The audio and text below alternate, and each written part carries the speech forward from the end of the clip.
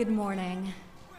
I'm honored to welcome each of you here today to the White House Summit on Human Trafficking, honoring the 20th anniversary of the Trafficking Victims Protection Act.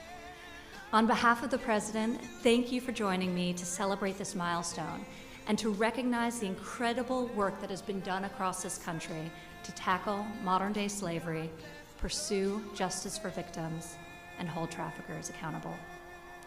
Thank you to Attorney General Barr, Secretary Scalia, Secretary Azar, Acting Secretary Wolf, Deputy Secretary Bygum, for all being here today.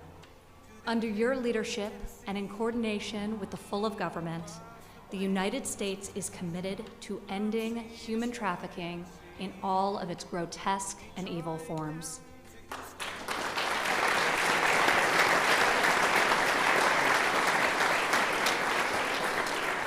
I'm also grateful to be joined by so many members of Congress and special guests, including Congressman Smith, Congresswoman Wagner.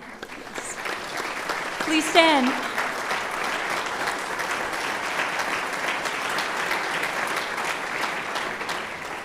Congressman McCall, Ambassador at Large, yes. Ambassador at Large for International Religious Freedom, Brownback.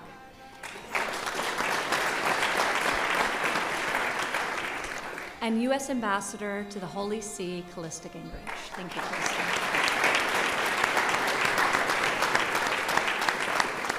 Further among us, and I'd love you all to stand as well, are members of the U.S. Advisory Council on Human Trafficking, the President's Public-Private Partnership Advisory Council to End Human Trafficking, as well as recipients of the Presidential Award for Extraordinary Efforts to Combat Trafficking in Persons. Thank you.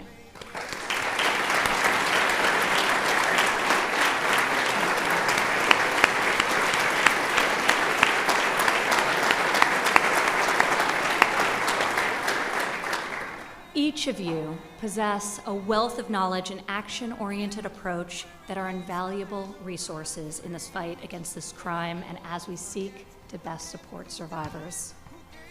Human trafficking is believed to be one of the largest criminal activities in the world, with an estimated 24.9 million people trapped in forced labor, domestic servitude, or commercial sex trafficking.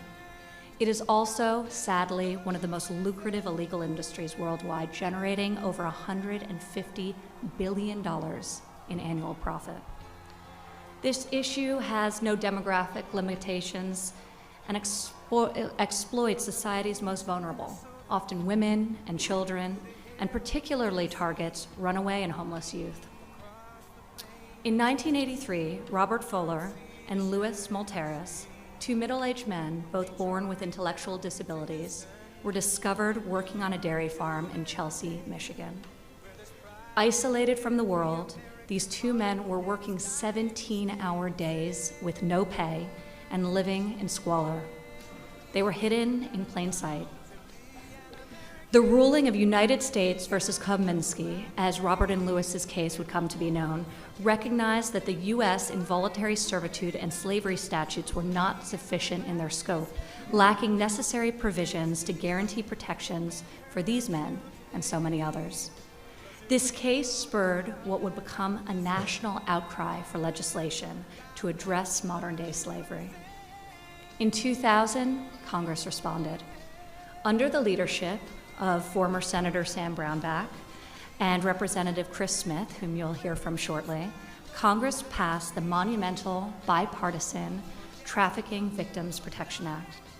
This landmark piece of legislation changed the landscape of the conversation around human trafficking and elevated the U.S. government's capabilities to combat this evil.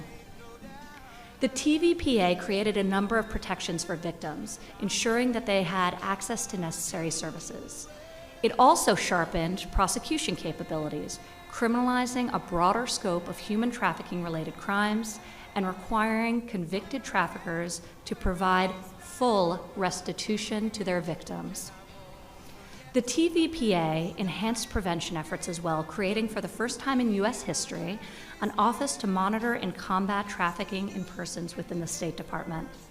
The TIP office, currently led by Ambassador-at-Large John Richmond, is tasked with producing the annual Trafficking in Person report that serves as our key diplomatic tool to engage foreign governments on tackling this issue collectively. It goes without saying that the guests in this room at the TVPA ushered in a new era in anti-trafficking work. Over the past 20 years, this legislation has shaped how our country pursues justice for victims, holds traffickers accountable, and prevents further cases of trafficking. So that brings us today. Much progress has been made, but we recognize that this issue is still, unfortunately, so pervasive in our own communities and across the globe. In the early days of this administration, President Trump committed to bringing the full force and weight of the U.S. government to tackling this horrific problem. Since then, I'm proud to have helped him deliver on this promise, signing 9 pieces of legislation into law that directly address human trafficking.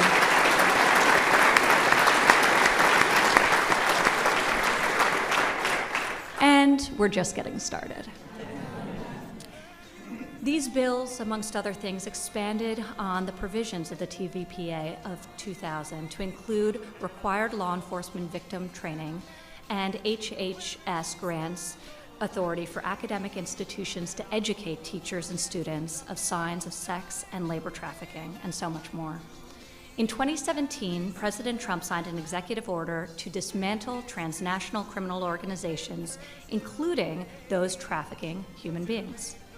This action elevated human trafficking as a national security issue, as traffickers' profits enrich their organizations at the expense of human lives. Further, the President has prioritized funding for anti-trafficking work, proposing a $42 million budget increase for 2021 that will enhance human trafficking investigations, prosecutions, and victim services.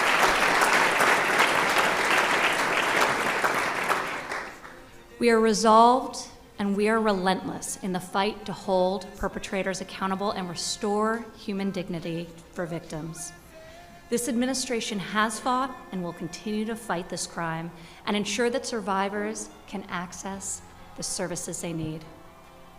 Human trafficking is not solely an international issue or a crime that must occur across borders. Human beings are being sold right here in America, in our own backyards and in our own communities, in neighborhoods across this country, in rural and urban communities, as well as tribal lands. We cannot turn a blind eye to trafficking that happens at home, and we cannot tolerate the exploitation of our own citizens.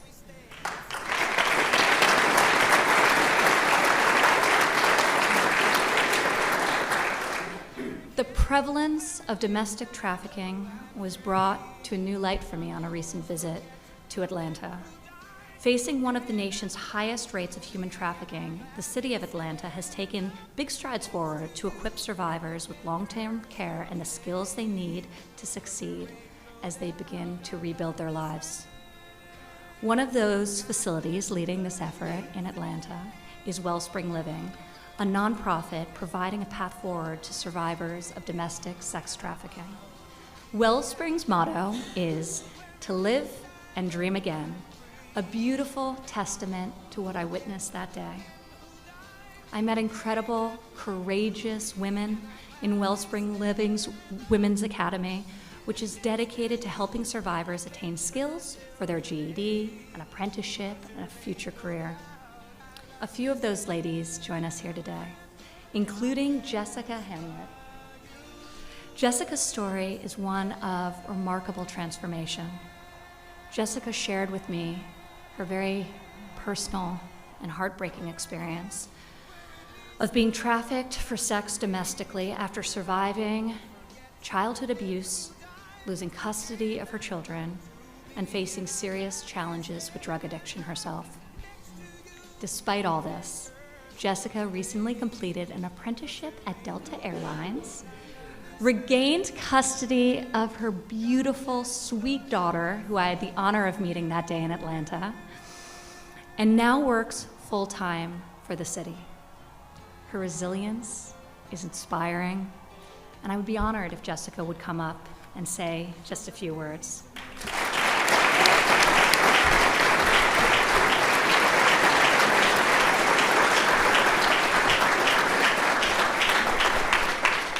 Good morning.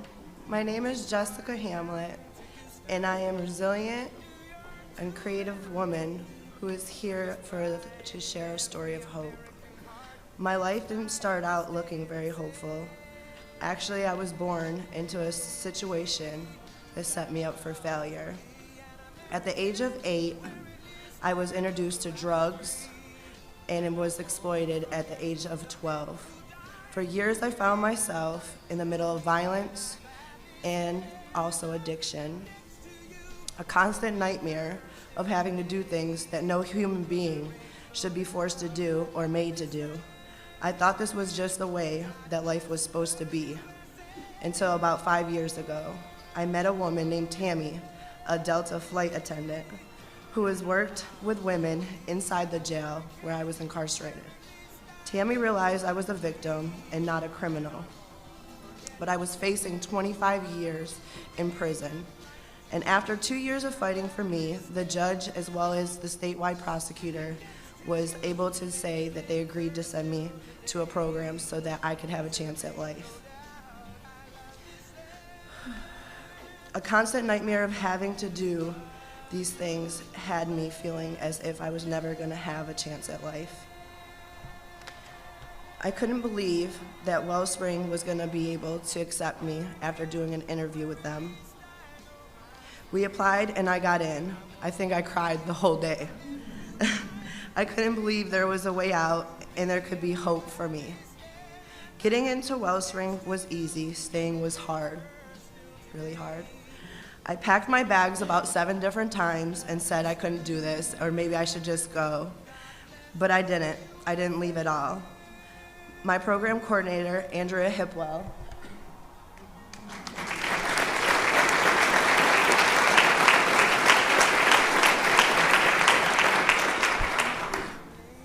and the people there loved and accepted me in such a way that I thought I was being set up. I didn't even know what love looked like. I thought it couldn't be real, but it was. They helped me work through my trauma. I got my GED, and they as well prepared me for getting a job, and not just a job, but a career. As well as getting a paid apprenticeship, and then they wouldn't believe, or you guys wouldn't believe, I got an apprenticeship with Delta Airlines. My first day at Delta, there was flowers and a cup, and it said, "Welcome aboard, Jessica. Welcome to the team." I felt like I was at home. I felt like I had family that knew how to love me and wanted to see me successful. I even got to eat lunch with the Vice President of Delta In-Flight Services, Allison Osband. Thank you, Allison. When my apprenticeship was complete, I got a job at the City of Atlanta Watershed, and I absolutely love where I'm at today. I am in my own apartment, and I'm also with 3 of my children, and I'm doing very hard work. That hard work consists of basketball practice, football practice, lots of homework. There's lots of challenges, but I also have all of my children in counseling, and we do lots of therapy. It is still hard, but 5 years ago, I had no hope. My hope wouldn't even have happened without God. And so many people like Tammy, Allison, Andrea, and of course, my mentor, Cindy, who is now with me today. Today, I'm filled with hope and wanting to share my story of hope, and for the thousands of kids and women who are being exploited. Thank you, Ms. Ivanka, for allowing me to be here, for helping me and helping other women today.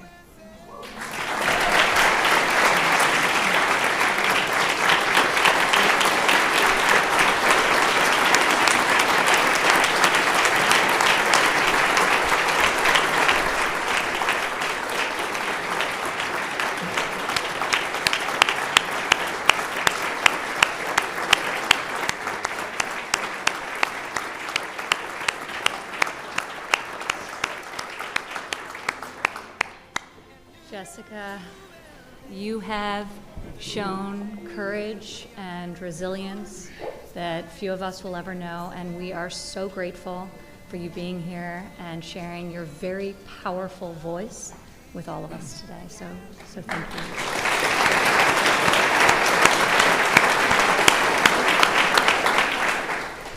you. No human being deserves to live without agency or without hope for a future. So let us recognize the vigorous work of all those who bring us to this point in history. As a nation, we have taken great strides in combating modern-day slavery, but there's still so much more left to do. We must continue our efforts, and we will be successful in ending this evil scourge.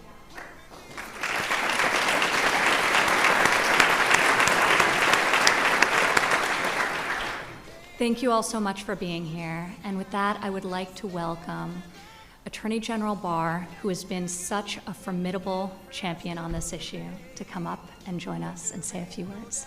Thank you all.